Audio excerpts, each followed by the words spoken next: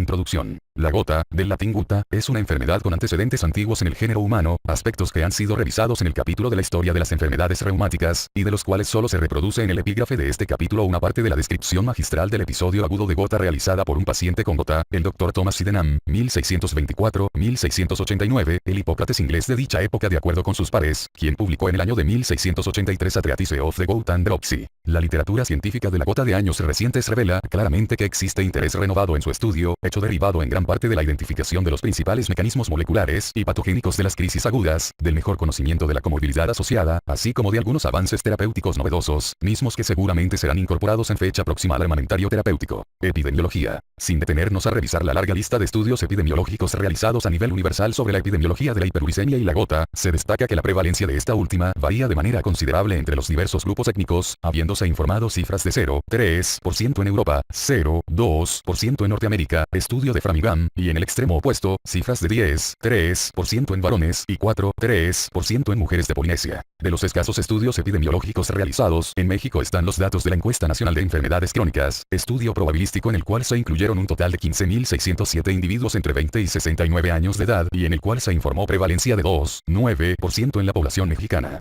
Sin embargo, otro estudio de mejor diseño, sin las fallas metodológicas de la encuesta mencionada, realizado en 2.500 individuos de la comunidad de San Pedro Mártir y publicado en el 2001, informó prevalencia de 0,4%. Para concluir con este breve apartado, solo se enfatiza que diversos trabajos publicados en el último decenio coinciden en el hecho de que la incidencia y prevalencia de la gota se ha incrementado a nivel mundial, hechos atribuidos a diversos factores, entre ellos, mayor longevidad de la población general, uso de algunos medicamentos, por ejemplo diuréticos, e incremento de comorbilidades típicas de la gota como síndrome metabólico, diabetes, hipertensión y enfermedades cardiovasculares. Etiopatogenia. La hiperuricemia y la gota son trastornos multifactoriales muy complejos en los cuales participan dos grandes grupos de factores, genéticos y ambientales. De los primeros se menciona que en un estudio realizado en 523 familias, se estimó que el componente hereditario, e influenciado por más de un solo gen, representa cerca de 40% del riesgo total a padecerla. De los factores ambientales indudablemente asociados con el desarrollo de gota, se destaca el consumo persistente de alcohol, cerveza, licor, vino, y el uso de los diuréticos antes mencionado. La gota es un padecimiento que ocurre predominantemente en varones en la etapa pospuberal, pico máximo entre los 40 a 50 años, y con menor frecuencia en mujeres posmenopáusicas, pico máximo después de los 60 años, situación que se ha correlacionado inequívoca y proporcionalmente con concentraciones elevadas de ácido úrico, o, en suero, particularmente cuando rebasan la cifra de 9 mg/dl, momento a partir del cual el riesgo de presentar artritis gotosa aguda es muy elevado. Respecto al predominio de la gota en el sexo masculino, debe señalarse que aunque la misma continúa siendo la causa más frecuente de monoartritis en varones a partir de los 40 años, las cifras de 20:1 de relación varones mujeres observada en el pasado, ha disminuido en años recientes a una relación de 7:1, situación derivada de diversos factores, como cambios en el estilo de vida, uso de medicamentos, mayor longevidad promedio de la población, etc., de tal suerte que dicha relación puede incluso ser muy similar en ambos sexos después de los 60 a 70 años. El evento inicial en todos los pacientes con gota es el desarrollo de hiperuricemia, alteración que con frecuencia cursa de manera asintomática, y por lo general la precede durante muchos años antes de que aparezcan las manifestaciones clínicas propiamente dichas, situación que, como se muestra en el cuadro 27.1, puede derivar de los siguientes mecanismos fundamentales. A. Sobreproducción de uratos. B. Excreción disminuida de los mismos, y C. Combinación de ambos eventos, mismos que a su vez pueden ser primarios o secundarios. Metabolismo del O. Brevemente, el O es un producto normal de la degradación de purinas, tanto las procedentes de la dieta como las derivadas de la destrucción celular y degradación de los ácidos nucleicos del propio individuo. Derivado de lo anterior, es muy fácil comprender que las concentraciones séricas de O están determinadas por la ingesta diaria de purinas, ritmo de destrucción celular y mecanismos de excreción de uratos, los cuales en conjunto determinan la posa metabólica de O, que normalmente es del orden de 1200 mg, rango de 800 a 1600 mg en varones y la mitad de dicha cifra en mujeres, y la cual se recambia de manera muy rápida, debido a que el organismo produce diariamente casi 750 mg de O. El O del suero es filtrado prácticamente en su totalidad en el glomérulo renal, 95% es reabsorbido en el túbulo contorneado proximal vía uratun igual urate transporter 1, y 50% de dicha cantidad es secretado de manera definitiva en el túbulo distal, constituyendo la vía renal la principal vía de excreción del O en el humano. Alrededor de 10% de los uratos se eliminan por vía fecal después de su secreción en el tubo digestivo, sitio donde es degradado por la uricasa de las bacterias presentes en la luz intestinal a un producto soluble, la alantoína, o bien, a dióxido de carbono. Es interesante mencionar que aunque los humanos poseemos el gen de uricasa, este es inactivo, hecho que aún a pesar de acompañarse del desarrollo de hiperuricemia, se ha postulado que confiere protección para el desarrollo de enfermedades degenerativas del sistema nervioso central, hígado, pulmón, etc., afirmación fundamentada en el hecho de que lo es un potente antioxidante.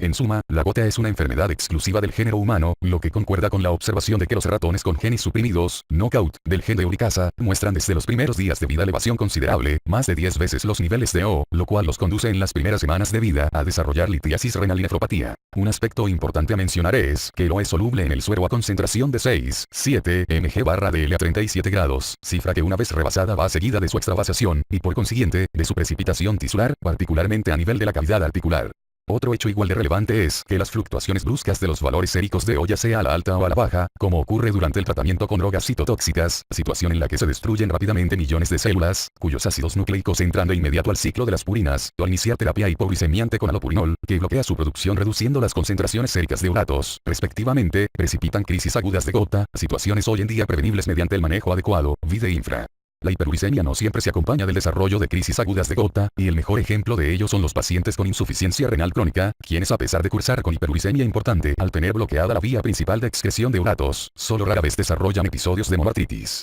Una explicación es que se ha documentado que los monocitos de los sujetos con esta enfermedad producen cantidades significativamente menores de citocinas proinflamatorias como IL, interleuquina 1, beta, IL, interleuquina 6 y TNF, factor de necrosis tumoral alfa, es decir, el efecto inmunosupresor de la insuficiencia renal crónica está mediado parcialmente por la misma hiperuricemia. Dicho hallazgo puede extrapolarse a la observación clínica de la aparente asociación negativa de gota y artritis reumatoide, esto es, el efecto inmunosupresor de la hiperuricemia presente en los pacientes con gota podría protegerlos para no desarrollar artritis reumatoide. Patogénesis de las crisis agudas de gota. La fisiopatología del episodio agudo de gota tiene al menos dos etapas bien definidas que por su importancia se analizan a continuación de manera separada: el desarrollo de las crisis agudas de gota y la resolución espontánea de las mismas. Crisis agudas de gota. Una vez presentes en la cavidad articular, los cristales de urato monosódico pueden ser identificados y procesados por diferentes células, las cuales se activan y conducen la inflamación aguda a través de varios mecanismos interrelacionados. El más antiguo de ellos establece que los cristales de urato monosódico recubiertos con algunas proteínas, como inmunoglobulinas y factores del complemento, son fagocitados por los leucocitos polimorfonucleares, PMN y otras células proinflamatorias, a través de los receptores de membrana específicos para el fragmento FC de la IG, C3b, etc., lo cual permite su internalización y activación posterior, con la consecuente liberación de numerosas sustancias proinflamatorias.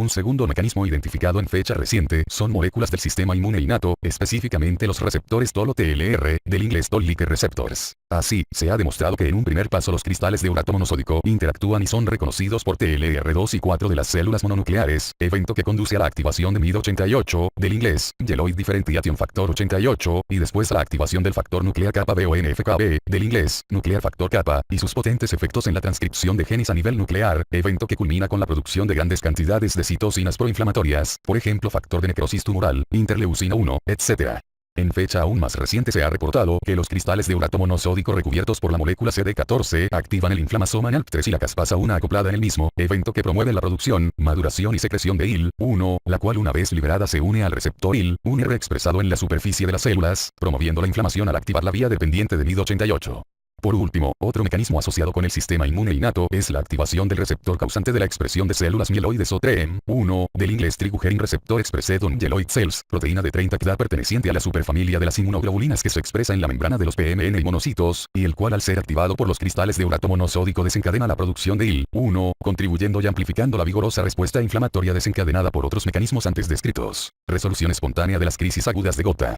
Típica e independientemente del tratamiento, al menos en los primeros episodios, las crisis agudas de gota son autolimitadas, es decir, ceden espontáneamente en los primeros 3 a 7 días. Aunque la naturaleza de este proceso tampoco ha sido completamente esclarecida, existen múltiples eventos que permiten, al menos en parte, entender dicho comportamiento. Por ejemplo, en el transcurso del proceso inflamatorio llegan a la cavidad articular diversas proteínas séricas como apolipoproteínas B y E, las cuales también tienen afinidad, y por tanto, pueden unirse y recubrir los cristales de urato monosódico, evitando su fagocitosis por los PMN. Además, la producción local de citocinas antiinflamatorias como interleucina 10 y del factor transformador de crecimiento BOTGF, del inglés Transforming Growth Factor Beta, así como la inducción de receptores nucleares PAR, del inglés Perixoxome Proliferator Activated Receptors, contribuyen a ello. Por ejemplo, el TGF, que se ha reportado elevado en el líquido sinovial de los pacientes con gota, lo logra bloqueando la activación de las células endoteliales, la adhesión y reclutamiento de leucocitos e incrementando la producción del antagonista del receptor de IL-1. Por su parte, la inducción de PAR inhibe la producción de citocinas inducida por los cristales de urato monosódico.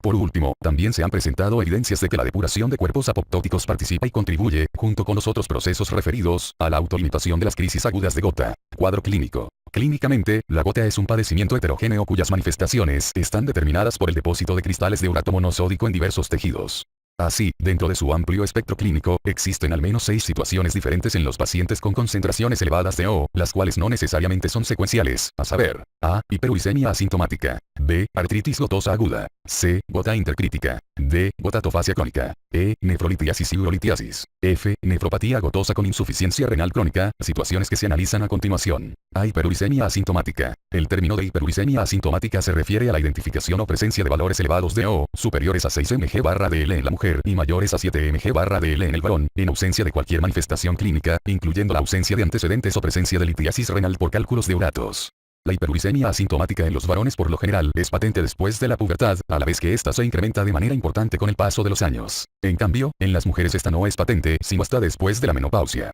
Aunque la hiperuricemia se correlaciona de manera estrecha con el desarrollo de crisis agudas de gota, ocurriendo estas en la mayoría de varones y mujeres, cuando sus concentraciones rebasan los 9 mg/dl, cabe destacar que la hiperuricemia per se no es la única responsable de la expresión o aparición de gota, ni tampoco se considera como una enfermedad. El manejo médico de esta situación continúa siendo motivo de gran debate. B. Artritis gotosa aguda. El cuadro clínico de la artritis gotosa aguda, como se menciona en el epígrafe del presente capítulo, fue descrito de manera magistral en 1683 por el Dr. Thomas Sydenham. Clínicamente, tal y como lo describió Sydenham, el cuadro característico es el de una monoartritis de instalación súbita acompañada de todos los signos y síntomas principales de la inflamación, como dolor, rubor, hinchazón y aumento de temperatura local, episodios que en sus etapas iniciales son autolimitados, con duración promedio de 5 a 10 días. En ocasiones la inflamación de la gota puede extenderse hacia áreas periarticulares, dando el aspecto de celulitis, o bien acompañarse de hipertermia leve. Desde el punto de vista topográfico la articulación más afectada es la primera metatarsofalangica, anexo primero, lámina 31, misma que se compromete en el episodio inicial en más de 50% de todos los casos, y con el tiempo, en más de 90% de todos los pacientes. Después, la afectación articular afecta, en orden decreciente, empeine, tobillos, talón, rodilla, muñecas, dedos y codos. Respecto a la evolución observada después del episodio inicial de gota, independiente de su localización, y sin poderlo predecir en el paciente individual, se ha informado que el curso que tienen los pacientes es muy heterogéneo debido a que 62% de los casos presenta un segundo ataque en el transcurso del primer año, otro 16% entre el primero y segundo año, 11% recae entre el tercero y el quinto año,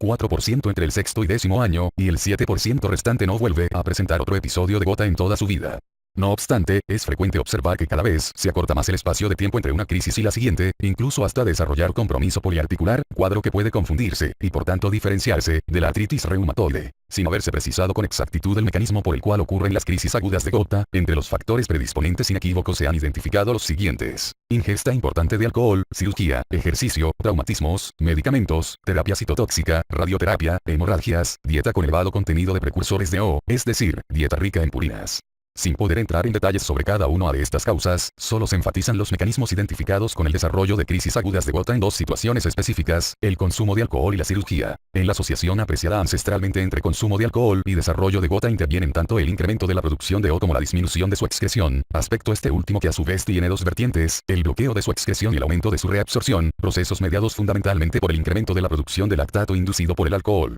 El lactato producido, entre otros efectos, activa la vía uratún antes mencionada, misma que es responsable de la reabsorción de uratos en el túbulo proximal, resultan en el incremento de la reabsorción de O. Por tanto, cabe enfatizar desde ahora que nunca deben soslayarse los enormes beneficios de limitar e incluso evitar de manera definitiva el consumo de alcohol, particularmente procedente de cerveza, incluyendo las cervezas light y las cervezas sin alcohol, y licor. Sin tener una explicación adecuada, el consumo de una copa de vino al día se ha asociado con niveles más bajos de O. Respecto a la gota que ocurre en el posoperatorio, las crisis por lo general se presentan entre el tercero y quinto día y su desarrollo se ha relacionado con situaciones que favorecen el incremento de las concentraciones séricas de O, acidosis metabólica, es decir, alteraciones del pH sanguíneo, como ayuno, deshidratación, hiperalimentación, infecciones, traumatismos articulares durante el transporte del paciente, medicamentos, por ejemplo heparina, ciclosporina A, y por supuesto, el estrés quirúrgico per se. C. Gota intercrítica. El término de gota intercrítica se refiere al tiempo que transcurre entre una crisis aguda de monoartritis y la siguiente, periodo en el cual el paciente cursa asintomático. Además de que dichos lapsos son muy variables de un enfermo a otro, lo común en los pacientes sin tratamiento es observar que conforme pasa el tiempo los periodos se van acortando cada vez más, incluso hasta llegar a compromiso poliarticular, situación que como se ha mencionado puede representar dificultades para diferenciar la gota de la artritis reumatoide, condiciones que en la práctica clínica puede decirse que son mutuamente excluyentes, dado que solo de manera anecdótica han sido informadas de manera concurrente en el mismo enfermo, vide supra. de gota tofacia crónica. Respecto a los tofos, estos por lo general inician su aparición lenta y progresiva en los primeros 10 años de iniciadas las crisis agudas de gota. Su localización más frecuente es en la membrana sinovial, hueso subcondral, sitios de presión como los codos, bursa del olepranón, manos, pies y pabellones auriculares, aunque pueden localizarse en cualquier sitio, distribución que se ha asociado con superficies de menor temperatura, como en las regiones sacrales, en las cuales la solubilidad de lo es aún menor. Además de aumentar progresivamente su volumen, los tofos de gran tamaño se ulceran, emanando de ellos grandes cantidades de uratos, situación identificable por la excreción de una sustancia blanquecina con apariencia de yeso o pasta de dientes, anexo primero, láminas 32 a 34. Nefrolitiasis y urolitiasis. El desarrollo de litiasis renal llega a preceder en meses o años, hasta en 40% de los casos de gota, al desarrollo de una crisis gotosa aguda, situación en la que el único antecedente puede ser haber presentado hematuria. La prevalencia de litiasis urinaria por cristales de urato monosódico, la cual llega a presentarse en 10 a 25% de los pacientes con gota, es paralela a los valores séricos y excretados de O. Así, cuando el paciente tiene cifras superiores a 12 mg/dl, o su excreción es mayor de 1100 mg/24h, hasta 50% de los individuos con gota desarrollan litiasis renal.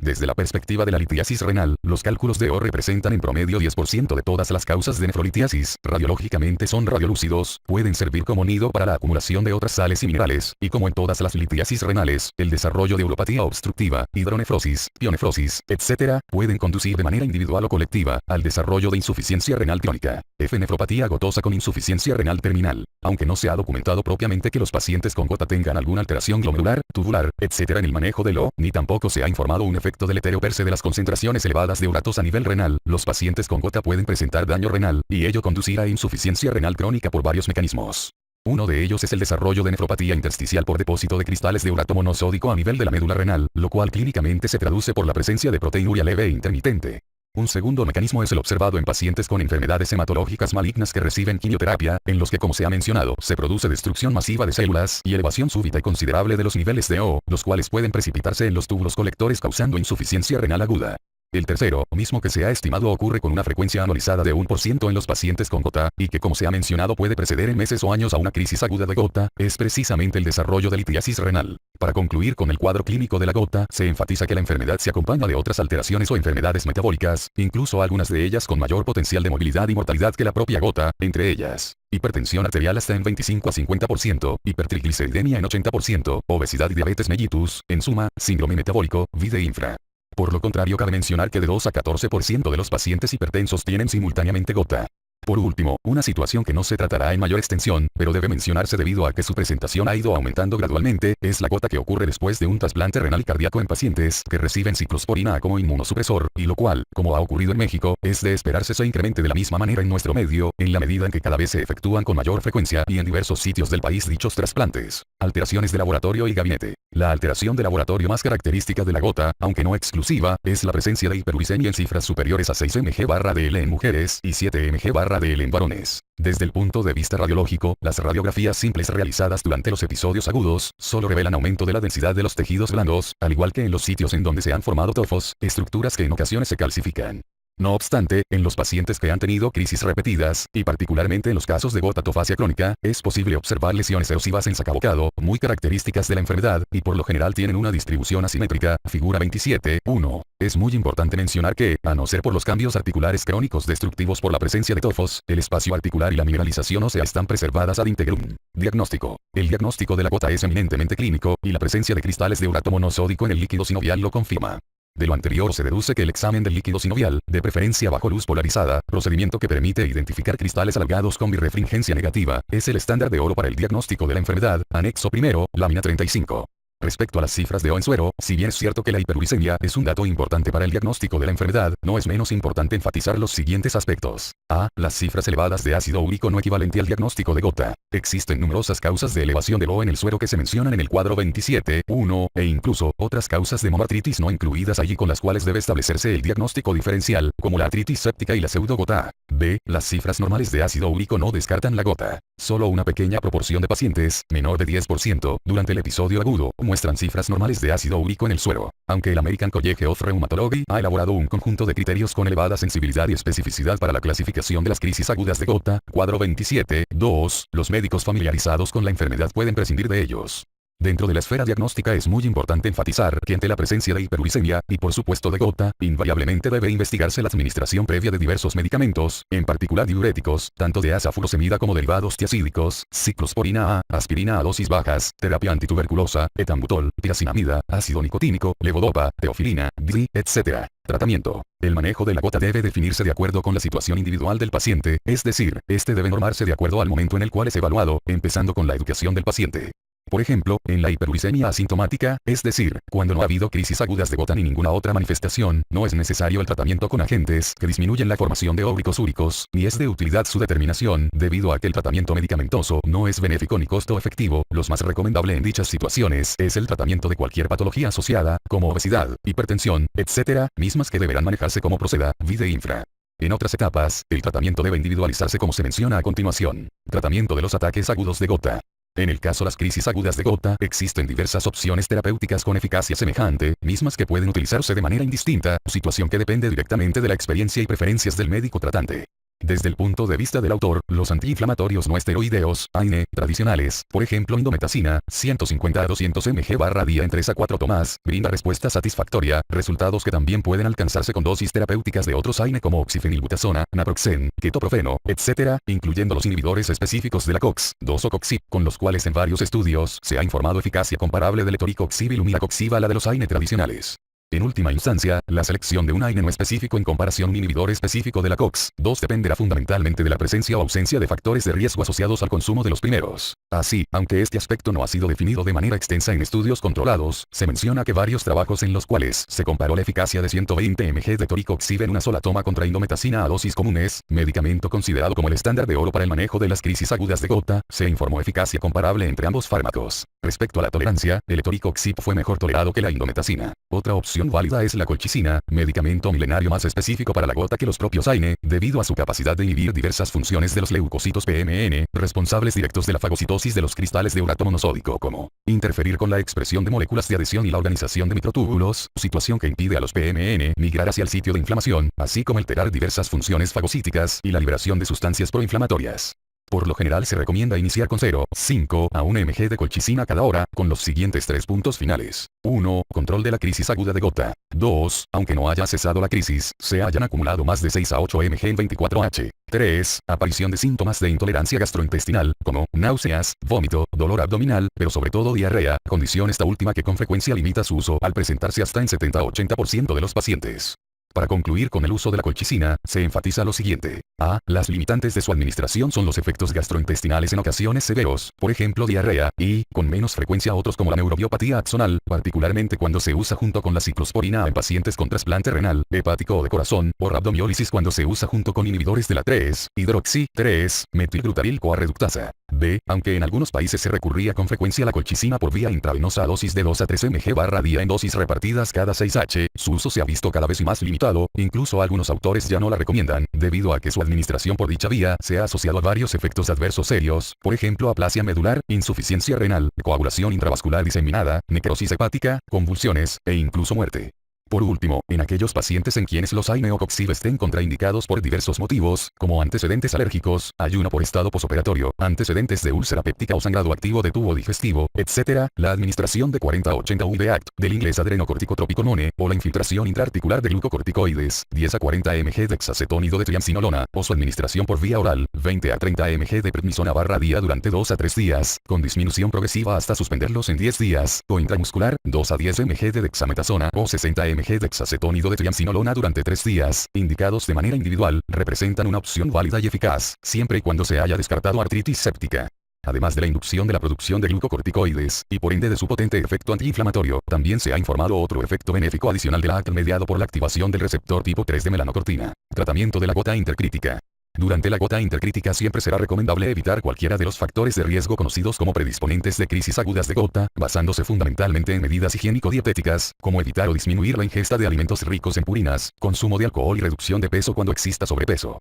Terapéuticamente, la colchicina, 1 mg/día es un excelente recurso para evitar la precipitación o recurrencia de ataques agudos de gota. Algunos autores consideran que la administración profiláctica de colchicina previene hasta 85% de las crisis agudas de gota, recomendándose su uso durante el primer año de tratamiento hipouricemiante que se analiza a continuación, o bien hasta que se alcancen valores normales de O. Tratamiento de la gotatofasia crónica. En relación con el manejo de la hiperuricemia sostenida que se asocia con el desarrollo de ataques recurrentes de gota, presencia de tofos o litiasis renal, existen al menos dos opciones terapéuticas cuyo objetivo fundamental es mantener las concentraciones séricas de O en cifras de 6 mg/dl, y de preferencia menores a 5 mg mediante la prescripción de fármacos que inhiben la formación de O hipouricemiantes, cuyo prototipo es el allopurinol, y con la administración de productos que favorecen la eliminación del O por vía renal o uricosúricos, entre los cuales destaca por su importancia el probenecid. Respecto al allopurinol, es un fármaco que inhibe específicamente y de manera potente la enzima xantina oxidasa, la cual transforma la hipoxantina en xantina, y esta O, impidiéndose así la producción del O. De manera muy general, salvo algunas excepciones, y con el objeto de evitar los errores más frecuentes de su empleo, se recomienda al lector apegarse a los lineamientos expresados en el cuadro 27.3, en el que se mencionan detalladamente tanto el modo de uso, las indicaciones y contraindicaciones absolutas del allopurinol. Aunque en general el allopurinol es bien tolerado, en ocasiones su uso puede verse limitado, no tanto por falla terapéutica, sino más bien por intolerancia al mismo. Los efectos colaterales del allopurinol, que ocurren hasta en 10% de los pacientes que lo toman, pueden ser leves, como náuseas, diarrea, cefalea, presentación o prolongación de crisis agudas de gota y erupciones dérmicas. En este último grupo debe tenerse especial atención sobre el desarrollo de reacciones potencialmente más severas, aunque muy raras como síndrome de Liel, dermatitis exfoliativa, aplasia medular, etc., pero sobre todo el denominado síndrome de hipersensibilidad al allopurinol, situación sumamente grave que llega a presentarse hasta en 10% de los pacientes que han presentado erupciones dérmicas severas y que representan en algunas series hasta 1 a 2% del total de los pacientes tratados con allopurinol. Sin entrar en detalles sobre dichos cuadros, se destaca que en los pacientes que han tenido reacciones alérgicas al allopurinol se puede proceder a desensibilizarlos de manera progresiva, empezando con la administración de 50 mg/día del fármaco e incrementos al doble de la dosis cada 3 a 5 días, hasta alcanzar 100 a 200 mg/día, procedimiento con el cual se han informado excelentes resultados hasta en 80% de los pacientes. Otra opción es el oxipurinol, metabolito final del allopurinol, no disponible en México, con el cual también se han informado buenos resultados en pacientes europeos con alergia al allopurinol.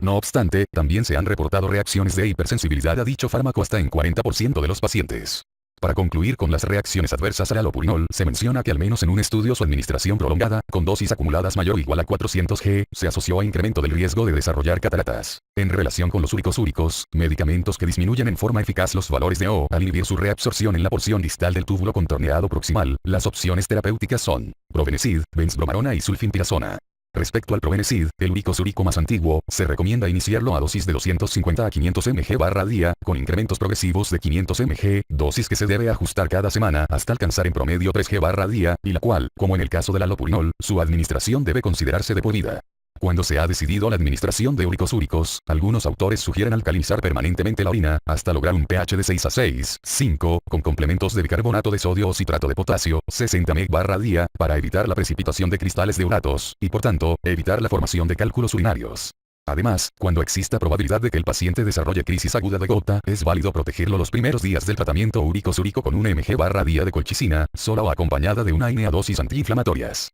Respecto a la benzbromarona se menciona que ha sido retirada en la mayor parte de los países por sus efectos colaterales indeseables, por ejemplo hepatotoxicidad. No obstante, su administración está indicada, por autores experimentados, en pacientes con trasplantes que desarrollan gota o en pacientes con gota primaria refractaria al tratamiento habitual. La sulfimpirazona no se comercializa en México. Para concluir con los uricosúricos, se enfatiza que los requisitos indispensables antes de indicar uricosúricos es que el paciente tenga buena función renal, con depuración de creatinina superior a 60 ml/min, pueda tomar cantidades apropiadas de líquido, mayor o igual a 2 L/día, mientras reciba el tratamiento, carezca de antecedentes de litiasis renal, lo cual de facto limita su uso en 10 a 25% de los pacientes con gota, o curse con nefropatía, nefrolitiasis o insuficiencia renal, y que no sea sobreproductor de O, situación en la cual los inhibidores de la enzima xantina oxidasa representan una mejor opción. Además, la edad avanzada, el uso de salicilatos, que interfieren con los uricosúricos, aunado a las dificultades para encontrar de manera regular, por no decir excepcional, probenecid, son factores que en su conjunto limitan su empleo rutinario en los pacientes con gota. En relación con la interacción de los salicilatos y los uricosúricos, se enfatiza que el uso conjunto de dosis bajas de ácido acetilsalicílico y probenecid es seguro, ello es, dosis bajas de salicilatos, menor o igual a 325 mg, no bloquean los efectos uricosúricos del probenecid. Por último, se menciona que la extirpación quirúrgica de los tofos no está indicada. Medidas terapéuticas adicionales para el manejo integral del paciente con gota. Para concluir con el manejo de la gota, es muy conveniente enfatizar los siguientes aspectos. A. En el contexto de manejo del ataque agudo de gota, recientemente se ha confirmado y reforzado el concepto de que la aplicación local de hielo sobre la articulación afectada reduce de manera muy significativa el dolor, por lo que la aplicación de terapia fría, con compresas heladas o bolsas de hielo, son de grande utilidad en dichos episodios. B. Aunque en el pasado se le otorgaba una importancia capital a la dieta, hoy en día se sabe que salvo la eliminación de algunos alimentos con un elevado contenido en purinas como vísceras, hígado, sesos, riñón, etc., y algunas leguminosas, por ejemplo lentejas, cebollas, anchoas, raciones grandes de mariscos, etc., la dieta tiene realmente un papel secundario en el manejo de la gota, incluso con dieta estricta, poco apetitosa y por tanto poco factible de ser reducciones realmente poco importantes de los valores de O, esto es, disminución en las mejores circunstancias de casi 15% de los valores de O, 1 a 2 mg/dl. Si a lo anterior se suma la disponibilidad de medicamentos eficaces para reducir las concentraciones de O del tipo del allopurinol, la dieta hoy en día, con las salvedades mencionadas, algunas de las cuales en México son de consumo frecuente, ocupa un lugar secundario en el manejo de la enfermedad.